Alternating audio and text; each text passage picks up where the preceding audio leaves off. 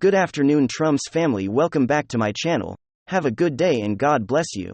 Alright, let's get right into the news here because there's quite to cover on this Tuesday. I think it's time to finally have a real moment of introspection. It's time to have a moment of realization that the current path is unsustainable.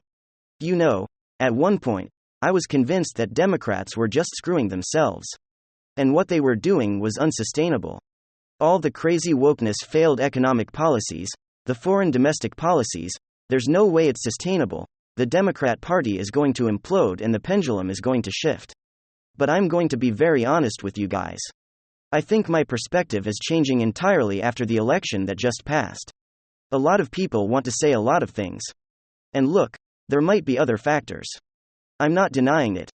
But at the end of the day, how much of that is cope? Are we convincing ourselves of this new conservative age and this new grassroots movement that exploded on the scene in 2016? Are we telling ourselves that it's growing and we're gaining momentum? Or has it plateaued? And the one question that I continue asking myself is what's going to happen with the next generation? See a lot of headlines claiming that Gen Z is the most conservative of any generation, but I'm not sure the stats back that up. And as millennials and Gen Z grow up, and the older generations inevitably phase out of existence? Are we being foolish telling ourselves that the pendulum is gonna swing to a new conservative, traditional era? Honestly, I'm not so sure. And this election for me, honestly, is starting to get me a little bit worried. Alright folks, who have this piece right over here from the Daily Wire. Second largest turnout of young people voted in the midterms in 30 years. Young voters came out to this year's midterm elections and the second largest percentage in at least 30 years. The Center for Information and Research on Civic Learning and Engagement at Tufts University released an early estimate showing that around 27% of people ages 18 to 29 voted in 2022. They also believe that the number of young people voting was even greater in some states that had major elections. Around 20% of young people typically came out to vote in elections since the 1990s. But in 2018, that changed 4 years ago. Around 31% of eligible voters in that age range voted. According to NPR Deputy Director of Circle Abby Kisa said Thursday that 2018 is still a high watermark for young people voting in midterm elections going back to the 1970s. According to Pew Research, around 47.5% of people who are old enough to vote came out to cast their ballots in the 2018 midterm elections. Fair Vote noted that U.S. voter turnout is typically around 40% for midterm elections. He's added that young people voted even more in battleground states: Florida, Michigan, Georgia, North Carolina, Nevada, New Hampshire, Ohio, Wisconsin, Pennsylvania saw around a 31% aggregate young voter turnout. According to Circle researchers who used available data from exit polls. Circle's report also pointed out that young people voted for Democrats more than they voted for Republicans. The Edison Research election poll exit poll showed that youth vote selection across the country was 63% in favor of Democrats and 35% in favor of Republicans for the U.S. House of Representatives. And the way I feel right now is that I think Republicans have a blind spot. I think Democrats may be onto something. You know, we laugh at them, and we meme at them with their use of cringy TikToks and Alexandria Ocasio-Cortez being on Twitch. But what if it's all a careful calculation?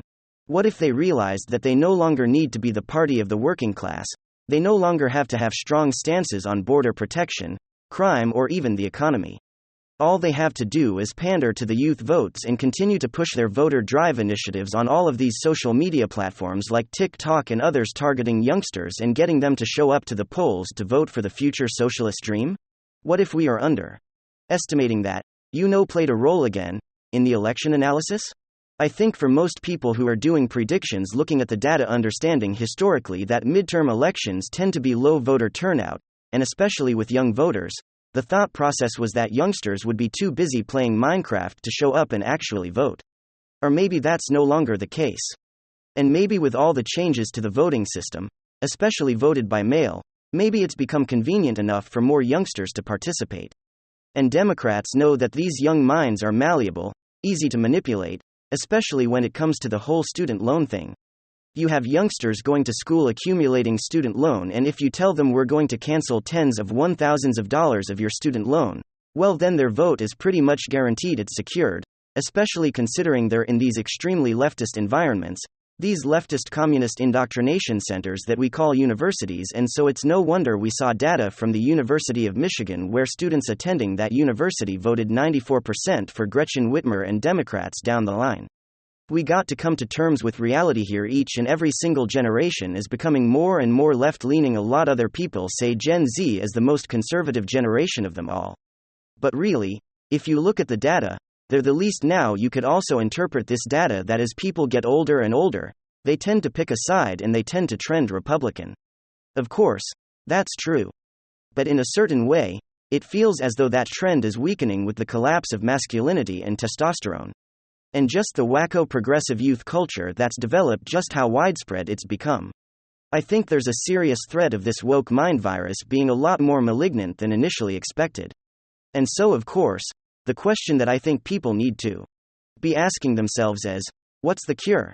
Well, very simply, the cure is to compete with the Democrats. Democrats pour a ton of effort into the youth vote with their messaging. The question that I constantly ask myself is, why aren't conservatives doing the same thing? You know, this new conservative style has a little bit of a counterculture, anti-establishment flair to it. Why not use that to our advantage? And this is why it's more important than ever to build something new. Josh Hawley said the same thing the other day. Josh Hawley says Republican Party is, quote, dead, it's time to build something new. And he's absolutely correct. The dead jeans wearing Mitt Romneys stick up there behind Republican Party of old is unattractive, and especially unattractive to youth voters. Mitch McConnell, of course, the same thing. These old guard Republican fossils are the biggest down drag on the party. And there has been literal zero effort to address issues that are important to young people. You know, the reality is young people are struggling, young men in particular. It's pretty damn rough. And a lot of big cities and a lot of places, it's tough to get a foot forward. It's tough to start. It's tough to buy a home. You know, I follow conservative movements across the Western world. And I noticed that the conservative leaders who perform the best are those who actually address these issues with clear, concise, targeted political messaging that makes young people hopeful of a future of economic prosperity and opportunity and the ability to build a future for themselves. I feel like that's what conservatism should be focused on. When I'm speaking with my friends or having discussions, the conversation generally heads towards that direction. Why is it that political messaging isn't tapping into that?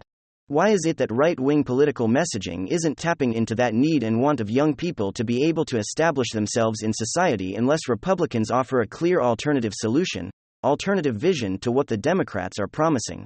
What we're seeing is going to continue to happen. Democrats are going to continue to promise more free crap, and young people are going to vote in droves, especially with the new systems that Democrats have implemented in some of these most important swing states. It's time for a moment of reckoning. It's time to start targeting important demographic groups.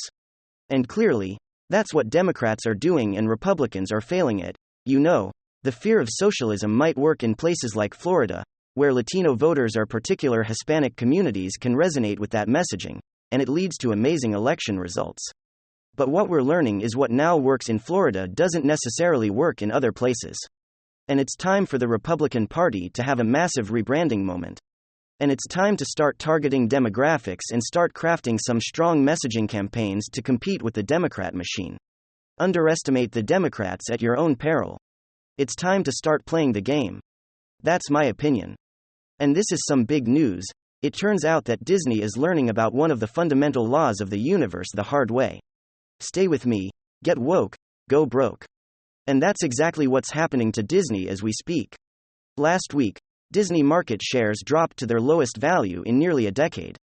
And now this week it's being announced the layoffs are coming, mass layoffs, and a memo sent to Disney employees. CEO Bob Chapek did confirm that the company was going to begin letting go staff, and not just that, they're also instituting a hiring freeze, as well as limiting employee travel. So it's a bit of a corporate bloodbath going on right now in Disney. Texas Congressman Lance Goodman summarized the damage well. Disney stock is down 40%, mass layoffs, hiring freeze, limits on employee travel. Who would have thought a woke Mickey Mouse wouldn't be a hit? And that is the bullseye here. The other ironic development in all of this is that this CEO Chapek is of course blaming earnings shortfalls, most especially their Disney Plus rollout that continues to be in the red to the tune of $1.5 billion a year for these layoffs. But Chapek may want to look into the mirror himself. That's right, mirror, mirror on the wall, who's the woke, just one of them all. You see, this very Disney CEO Chapek is the same CEO who thought it would be a good idea to pick a fight with Florida Governor Ron DeSantis over signing of House Bill 1557, which was a parental rights law that explicitly prevented teachers from engaging in sensitive discussions about LGBT issues. With kindergarteners to third graders again, I stress kindergarteners to third graders, it was and it remains a very popular law on both the left and the right, interestingly enough. But Disney CEO Chapek decided to go all in with the far left, the radical left, that rebranded the laws that don't say gay law, claiming that it discriminated against Florida's LGBT community. So they had all of these protests at Disney. They were pushing back against this law, all kinds of woke activism, and it only served to do more damage to Disney than they could have ever have imagined. All of a sudden, there were a number of protests outside of Disney World parks carrying banners and U.S. flags to protest the company's radically woke agenda and its opposition to the parental rights and education law that Governor DeSantis signed. A Rasmussen poll came out and found that parents disapproved of Disney's opposition to the law by a factor of 2 to 1. I mean, it wasn't even close. Anyone defending the notion, let alone Disney, that teachers shouldn't be exposing kindergarteners to transgenderism is going to lose. Okay, I'm sorry. There's just no for right or for wrong. There's just no indication whatsoever that our culture is anywhere near supportive of such a concept. It's just not happening. And then the Florida legislature turned around and retaliated against Disney. They officially stripped Disney of its self-governing power and special exempt status in Florida. You may not have known, but for the last 50 years Florida Disney had a special self-governing status that allowed it to act relatively autonomously from Florida law. So we had a totally Talks company meeting down in Orlando back in April of last year, and we picked Orlando specifically because Florida was free, while so many other states were still enslaved to the mask mandates.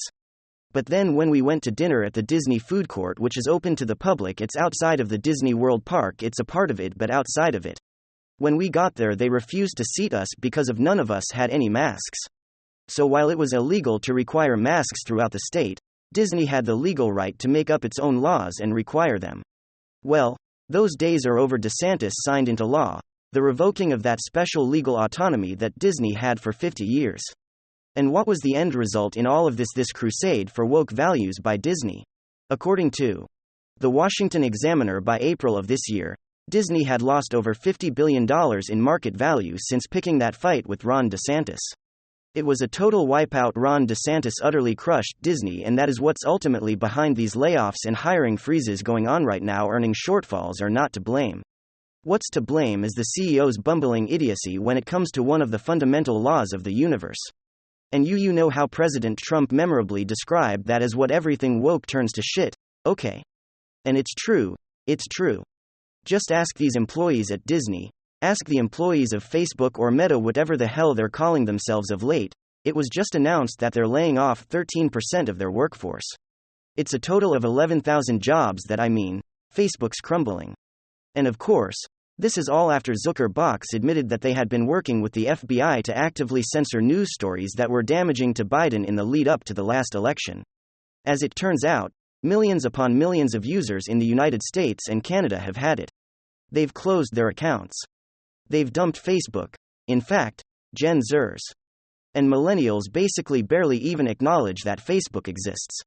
And as a result, advertisers are taking their business elsewhere and Meta's revenue is evaporating. Needless to say, they've been closing offices. They just announced that they've terminated their lease for one of their Manhattan offices.